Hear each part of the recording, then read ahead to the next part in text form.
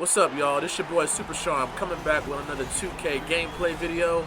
And this time around, y'all, I wanted to showcase the NBA All-Star game, starting off with the three-point contest in my career mode. Selecting which rack for the money balls is definitely a strategy. Me personally, I'm going to make it the last rack just in case if I come out the gate struggling.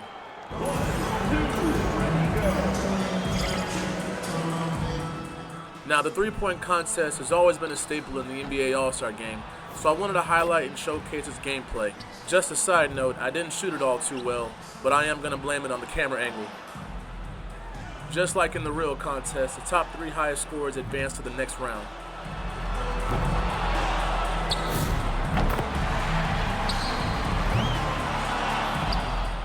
I also want to give you some insight on the rules of the contest, the different balls, and also the point system and how they're all accumulated. Each ball on the rack is 1 point except for the last ball. The last ball on each rack is counted as 2 points. The Sprite balls placed furthest away from the 3-point line are counted as 3 points. As you can see, they're also the most difficult to knock down. This is also a time competition, so pace is very important. You don't want to shoot it too fast nor slow, but keeping a good rhythm regardless of make or miss is definitely key. I didn't even get to finish my last rack because I was going too slow. I had a really fun time playing the three-point competition. Now we're going to transition to the All-Star game. As we start the All-Star game, you already know your boys in the starting lineup. And even though it is an exhibition game, I still want to play smart and at a high level. Just like I said in my previous videos, you still want to read and react, especially coming off of pick and roll situations throughout the game.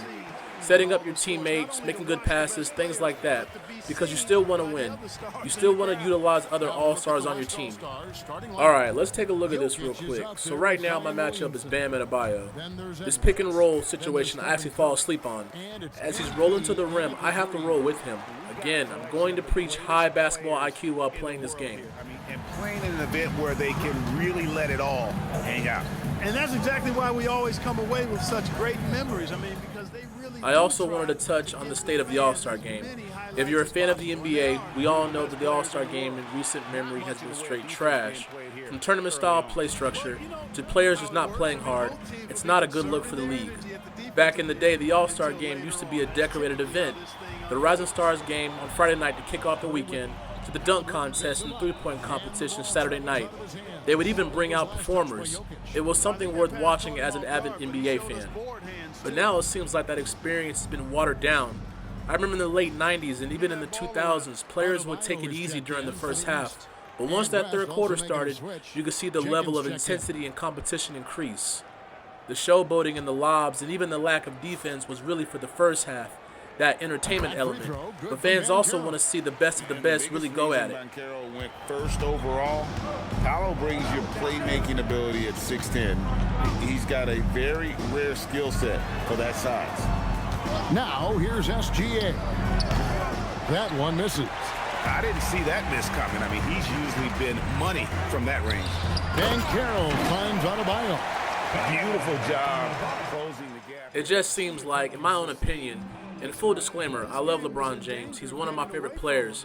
But ever since he skipped the dunk contest in the mid to late 2000s, other All-Star players followed suit. The players in the All-Star game would also participate in the dunk and three-point competition. But nowadays, it's either the random starters or role players occupying the events. It's hauled in by MP. Very dangerous to leave a guy like that open. Lucky break there for the D. 2 free throws coming up, and they call the shooting foul. It's going to be on Cade Cunningham. This year, the All-Star game will be held in LA and in a USA versus the world format. Now, I actually like this idea, but from what I'm hearing, it's also in a tournament-style structure. That's something I'm not too fond of. I really wish they would just do away with the tournament-style format and just make it one full game. Jokic, he's checked in for the West.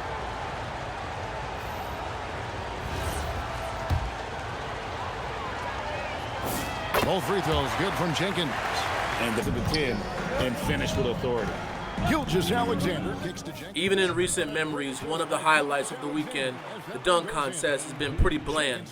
Bringing back a player from the G League multiple times just to show off a few dunks kind of shows the state of the competition and not showcasing new and fresh talent. Way outside, Joel Embiid. Talk about confidence. Halliburton oozing with it. No The best dunk contest as of late was back in 2016 when Zach LaVine and Aaron Gordon were going back and forth, going one amazing dunk after another. The fans were engaged, the weekend was successful, and it seemed like the All-Star weekend had its old school feeling back. Unfortunately, that hasn't been the case. My question to you, the viewer, what do you think the NBA needs to do to bring back the nostalgia back to the All-Star weekend? I'd love to hear your opinions and thoughts, and tell me what you think in the comment section below. Second half following the break. Keep it right here on 2K Sports. And it's time to strap in as we get set to bring you the explosive action of the second half of the All-Star game. And that first half was terrific. I'll bet anything, though, the second has even more in store for us.